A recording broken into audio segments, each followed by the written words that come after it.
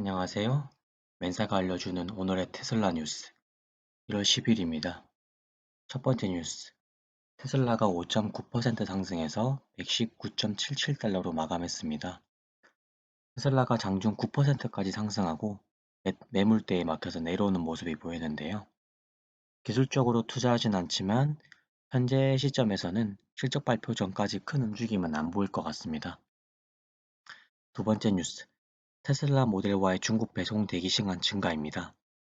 테슬라 중국 가격 인하에 따라서 중국 수요 증가로 테슬라 모델 Y의 중국 배송 대기 시간이 기존 1에서 4주에서 2에서 5주 정도로 늘어났습니다. 일주일 정도로 증가되었기 때문에 유의미한 증가는 아니라서 추세적으로 지켜봐야 될 것 같습니다. 세 번째 뉴스. 9,000톤 규모의 기가프레스 배송 준비 소식입니다. 이탈리아 주조기 제조업체에서 9,000톤 규모의 기가프레스를 아시아로 배송 준비하고 있다고 밝혔습니다. 하지만 어디로 향할지는 구체적으로 언급하지 않았는데요. 추측해보건대 아시아에서는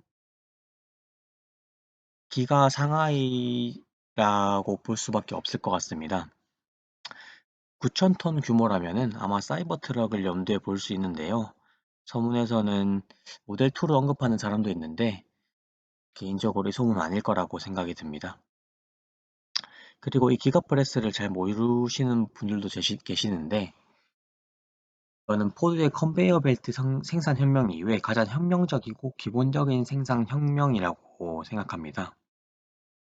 여러 기업에서 좀 하고 있는 곳도 있지만 제일 잘하는 곳은 아마 테슬라입니다. 이 방식이 기존에는 부품별로 용접을 각각 다 해서 하나로 만드는 방식이라면 이 방식은 그냥 붕어빵 틀에다가 반죽을 부어서 붕어빵을 만드는 것처럼 주물을 부어가지고 한 번에 만드는 방식이라는 겁니다. 쉽게 얘기를 하면은 찢겨 있는 지폐를 하나하나 맞추는 방식이 기존 방식이라면 기가프레스는 그냥 그 자체로 온전한 지폐를 찍어내는 겁니다. 현재 내연기관 업체들은 아직 찢겨져 있는 지폐를 하나하나 맞추고 있는데요. 그들에게는 원래부터 해오던 방식인 그 하나하나 맞추는 방식이 편하기 때문이죠. 그리고 이 방식을 바꾸려고 해도 인력이 좀 더 줄어들기 때문에 아마 노조들이 가만히 있지 않을 겁니다. 즉 이처럼 내연기관 업체들은 여러 이해관계나 기술적인 문제 때문에 테슬라와의 격차를 극복하기 어려울 것이라고 보고 있습니다. 네 번째 뉴스. 21년 대비 22년 미국 시장 점유율을 발표했습니다. GM이 1.6%로 1위, 테슬라는 1.4%로 2위, 포드는 0.7%로 3위입니다. 그러니까 전년 대비 정도 증가했다는 거죠. 그렇다면 점유율을 가장 많이 잃은 기업은 혼다 마이너스 2.7%, 닛산 마이너스 1.3%, 스텔란티스 마이너스 0.7%입니다. 우측에 표를 보시면은 좀 더 여러 기업들의 현황이 나와 있는데요.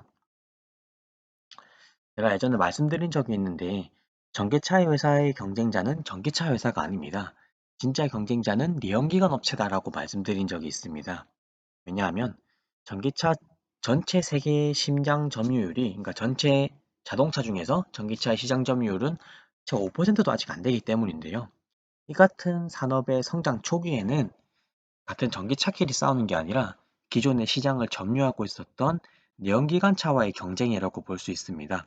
즉, 내연기관차를 타는 고객을 전기차를 타게 만들어야 된다는 거죠. 그렇다면은 내연기관차 입장에서는 계속 고객들이 자기네들이 내연기관차를 타게 만들거나 자기네들이 만드는 전기차를 타게 만들어야 되는데 그래야 그들의 시장 점유율을 뺏기지 않을 수 있습니다. 하지만 현실은 어떨까요? 전기차로 전환이 이제 시작되는 시점에서 그들은 아마 준비가 제대로 되지 않았다고 생각하고 있습니다. 맨사가 알려주는 오늘의 테슬라 뉴스는 여기까지입니다. 감사합니다.